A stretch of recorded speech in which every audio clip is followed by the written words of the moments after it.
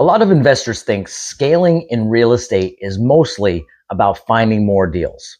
And honestly, that's only partially true because one of the biggest reasons flippers never scale past 3 or 5 or maybe 7 deals per year isn't lack of opportunity.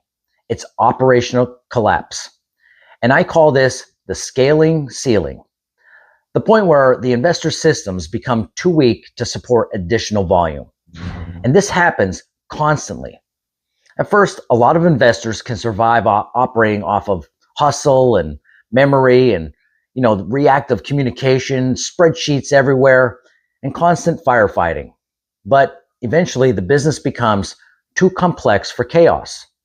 More deals means more contractors, more lenders, more timelines, more permits, more decisions, more capital exposure, more communication, and more operational pressure.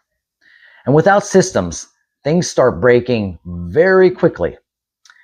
And honestly, this is where a lot of investors get trapped because they know how to find deals, but they never learn how to build infrastructure.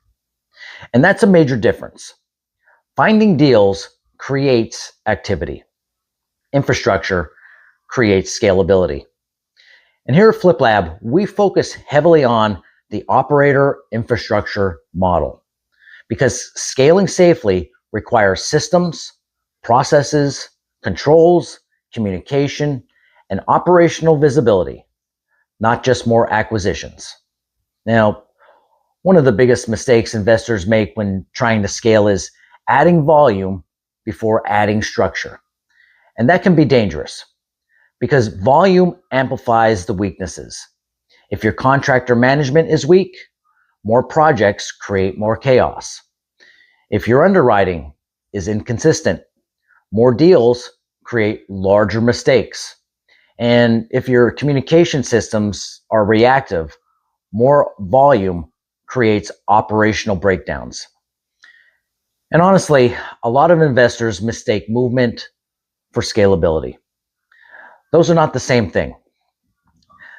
Some investors are running around constantly taking, every call, solving every emergency, chasing contractors, managing chaos, and they think I'm scaling.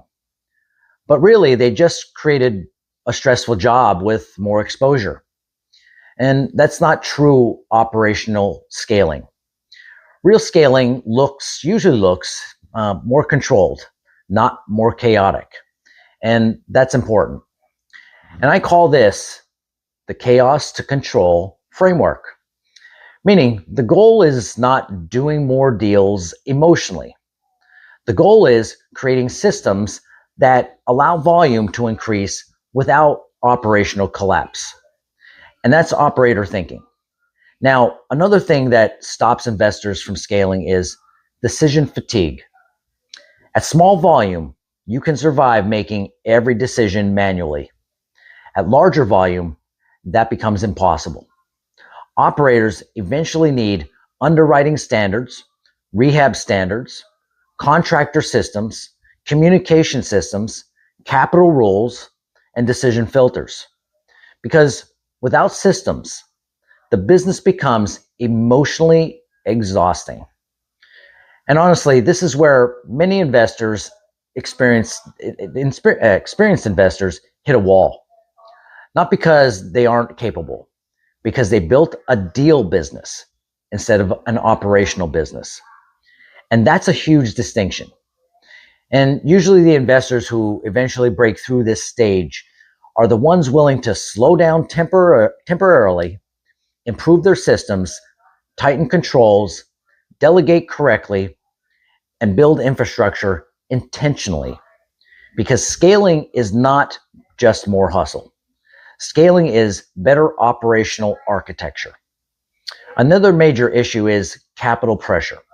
As deal volume grows, so does exposure, holding costs, debt obligations, and cash flow pressure. Weak systems become very expensive at scale.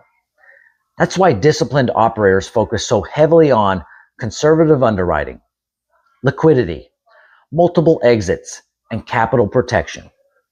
And honestly, this is one of the biggest mindset shifts in real estate.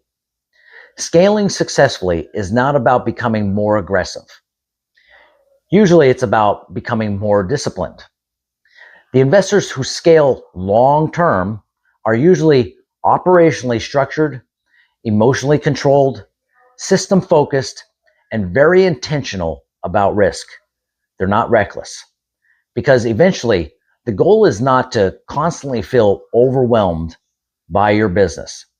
The goal is building an operation that can grow without consuming your entire life. That's real scaling. And honestly, that's where investing starts becoming a real business instead of controlled chaos.